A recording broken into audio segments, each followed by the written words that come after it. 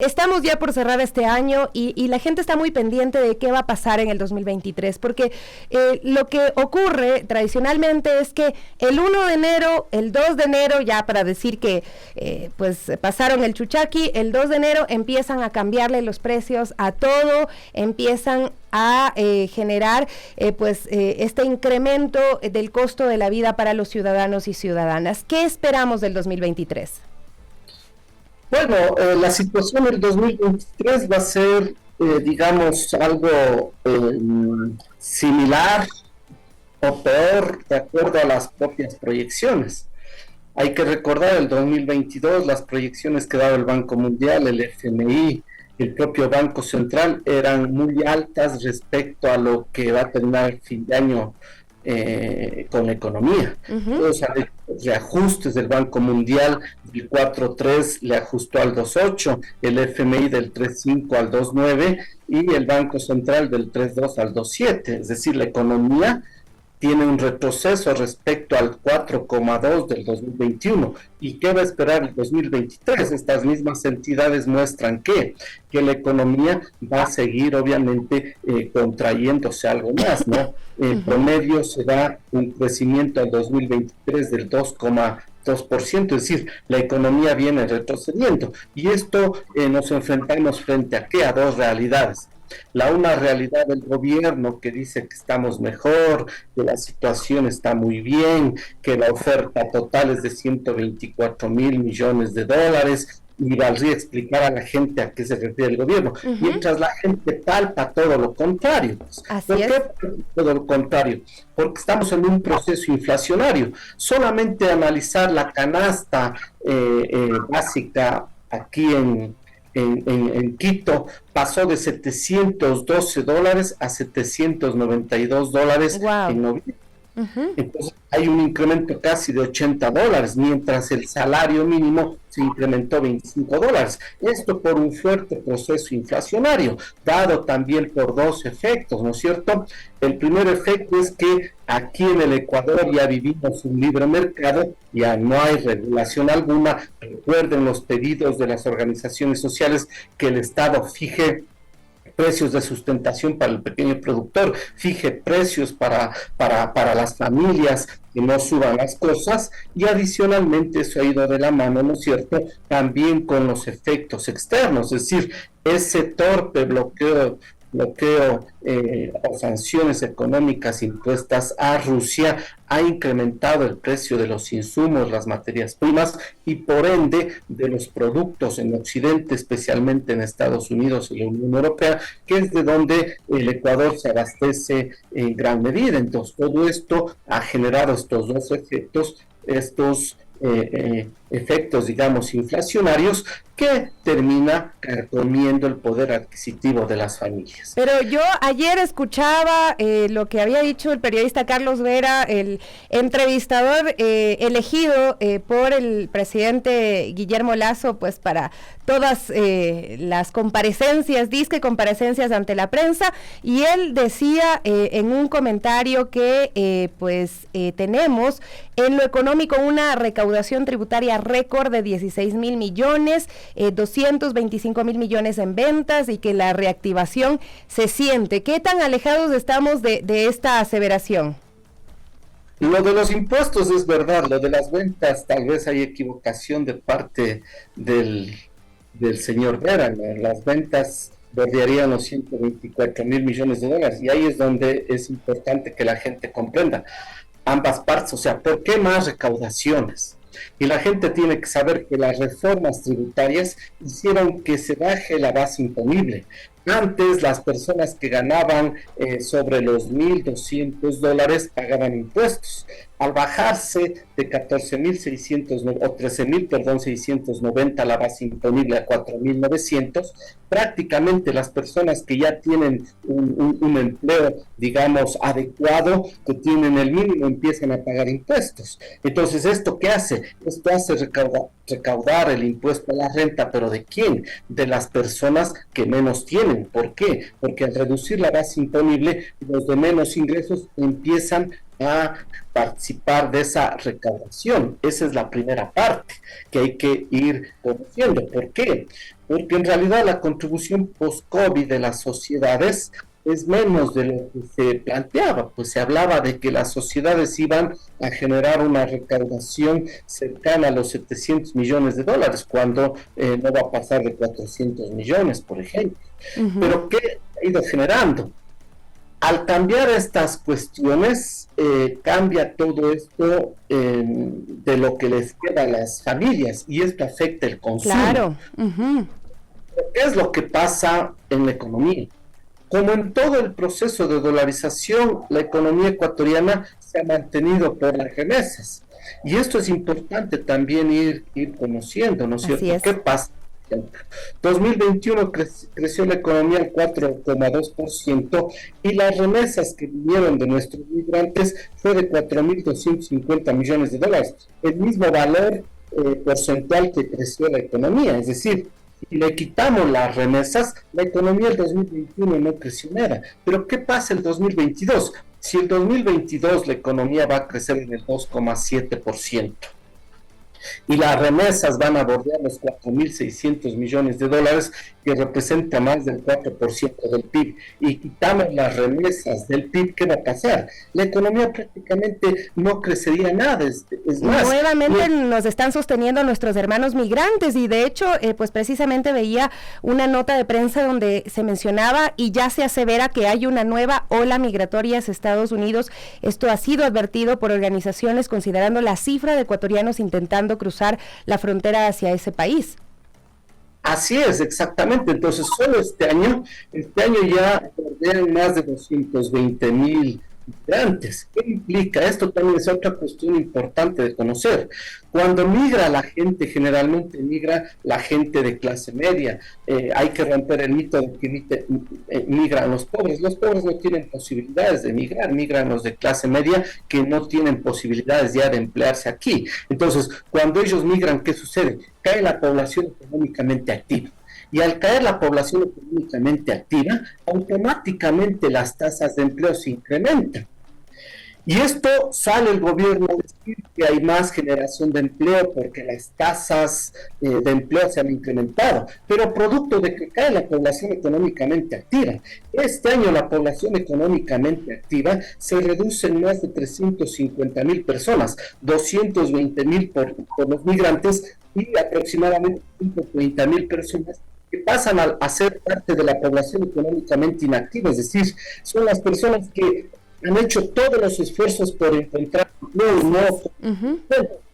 ¿Qué hacen? Mejor se quedan en la casa, es decir, ya ni siquiera tienen oportunidad alguna y entonces se quedan en la casa en lo que se conoce como ese empleo no remunerado, y esto obviamente hace subir las tasas de empleo. Entonces, todo eso incluso es parte de los cambios metodológicos y de las formas de informar. Si usted entra al INEC, ya no puede descargarse los cuadros Excel de las poblaciones. Le sacan un programa que se llama Power BI solamente para que vea las tasas de cambio del empleo. Y esto, o sea, solo lo que quieren que veamos. Exactamente, empiezan a hacer configuraciones en las páginas web para que veamos solo lo que ellos quieren ver. Entonces la gente tiene que comprender esto. Por eso la gente entra en una contradicción. Le dice el gobierno que estamos bien, que hay empleo, que las condiciones son óptimas, y la gente se regresa a ver una y otra y dice, pero esa no es la realidad. ¿Por qué? Porque obviamente hacen todos estos cambios, hacen estas cosas y van generando esta condición. Y volvamos a la parte, ¿no es cierto?, que hablábamos, lo que me del señor Vera. Señor Vera dice 224,000 millones, 124,000 millones la oferta. ¿Pero qué implica la oferta? El Producto Interno Bruto más importaciones. ¿Cómo afecta esto? Cada vez que entran importaciones, sube obviamente la oferta, pero ¿qué empieza a suceder internamente? Las importaciones reemplazan producción y empleo. Así es. Entonces esas son las cosas que no se dice y las cosas que la gente necesita saber. Entonces sube la oferta total, pero producto de más importaciones. Y esto es fácil verlo. ¿Por qué? Porque cuando nos vamos a ver las recaudaciones por importaciones, prácticamente las recaudaciones por importaciones se duplican. Pues.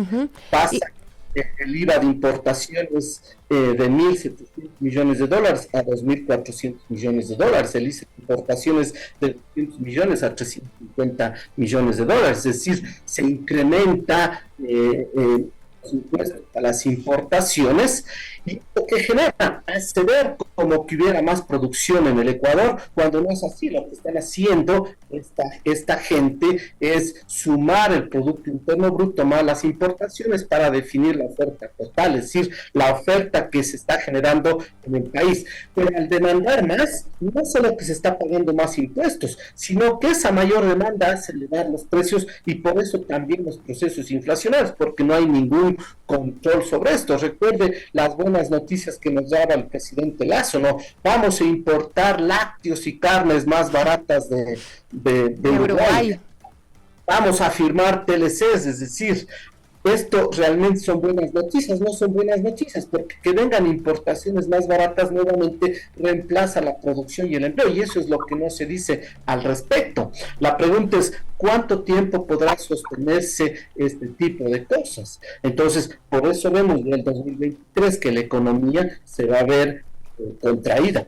Y ahora, economista, hay otra cifra, y no sé, me dirá usted si es que esta es la cifra que puede evidenciar la realidad del Ecuador, y es el porcentaje de la población por debajo de la línea de pobreza. El medio alemán estatal, la Deutsche Welle, pues da a conocer un cuadro en octubre de este año, donde muestra que los datos disponibles más recientes del Banco Mundial dan cuenta de que Ecuador alcanza un 33% de nivel de pobreza, y a nada de Venezuela, que tiene 33.1, es decir, ¿qué pasó? Nos convertimos en lo que tanto nos habían dicho que era el ejemplo más lejano que se iba a alcanzar si es que el presidente Guillermo Lasso llegaba al poder.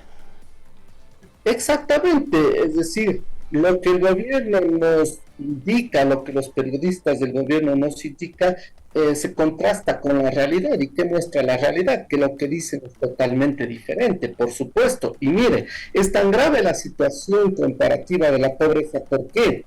Porque Venezuela tiene, digamos, un 0,1%, ¿no es cierto?, menor pobreza que el Ecuador, pero en una situación grave, porque ellos tienen un fuerte bloqueo económico. Nosotros no estamos en bloqueo económico. Se ha abierto todo el libre mercado en el Ecuador, y miren las consecuencias, es decir, estamos a ese nivel. Y no solo hablemos de pobreza, hablemos de desnutrición crónica. Somos subcampeones en Latinoamérica de la desnutrición crónica, solamente superados por Haití. Esa es la situación en la que nos hemos envuelto en el país por esas políticas, ¿no es cierto?, de ajuste, esas políticas de libre mercado, que terminan beneficiando ¿a quién? A los grupos económicos grandes, a las oligarquías económicas y financieras. ¿Por qué? Porque este libre mercado, de permitir que entren importaciones, aparentemente más oferta, más ventas, beneficia a los exportadores e importadores.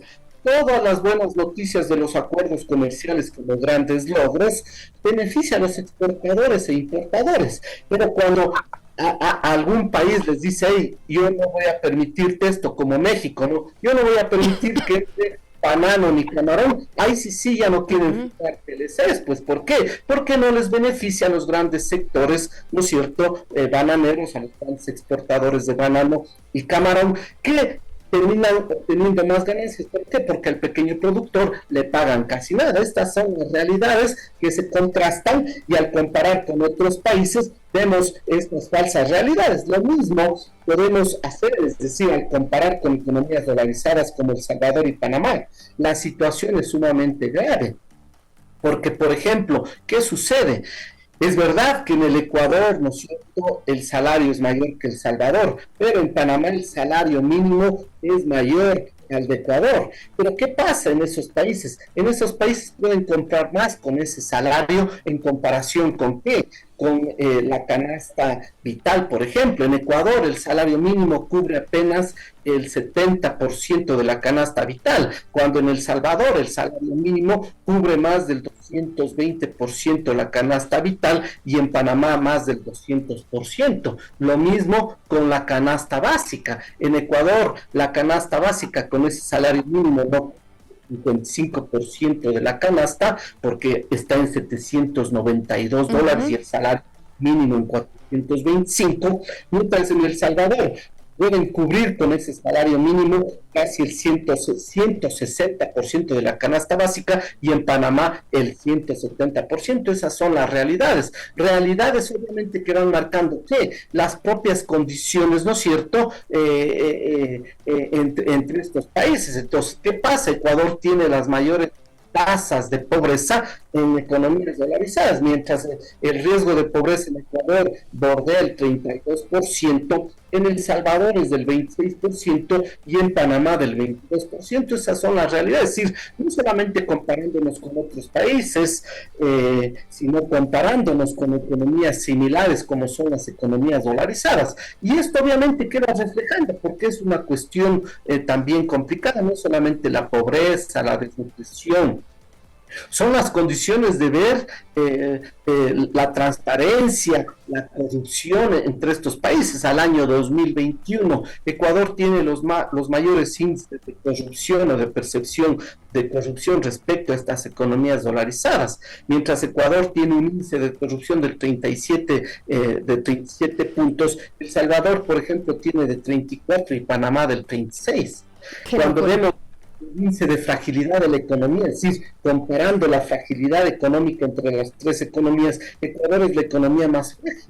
Ecuador bordea los 74 puntos sobre 100 del índice de fragilidad, es decir, se ha convertido en una economía muy frágil. ¿Por qué? Porque se está destruyendo el mercado interno, porque ese libre mercado está trayendo exportaciones más baratas y en el corto plazo la economía va a quedar prácticamente destruida, ni se diga cuando se firmen los TLCs y empiezan a entrar importaciones más baratas. La pequeña producción del sector agrícola, ganadero, que es más costoso, se va a ver afectada. Entonces tenemos un índice de fragilidad comparando con las otras economías como El Salvador y Panamá, sumamente grave, sumamente frágil. Y esto obviamente ni se diga con la ola delincuencial, ¿no es cierto? Esta falta de empleo. Claro. Estas condiciones que van encareciendo la situación económica de las familias, esa pérdida del poder adquisitivo, ese proceso de migración por falta de oportunidades, va generando altos niveles de homicidios o violencia, inseguridad, y Ecuador obviamente prácticamente duplica la tasa de homicidios respecto a Panamá y está triplicando la tasa de homicidios al Salvador hasta octubre. En noviembre ya El Salvador prácticamente no tiene cero homicidios. Entonces esto es lo que hay que revisar. ¿Y qué termina?